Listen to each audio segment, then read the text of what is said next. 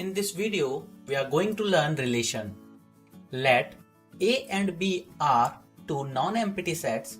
Relations from A to B can be defined as an open sentence P x, y where x belongs to A, y belongs to B, that is R is equal to x, y where x belongs to A and y belongs to B. For any value of x and y, if PAB is true, then we can say that element A of set A and element B of set B are related under a relation R and expressed as A relation B or A comma B belongs to R.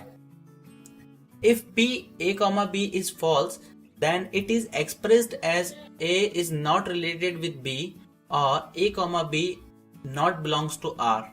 If A and B are any two non-empty sets having M and N elements respectively, then for A cross B, total number of elements is equal to M into N.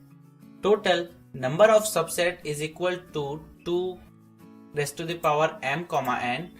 Total number of non-empty subsets is equal to 2 M raised to the power N minus 1.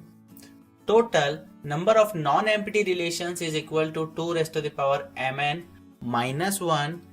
Total number of relation is equal to M into N.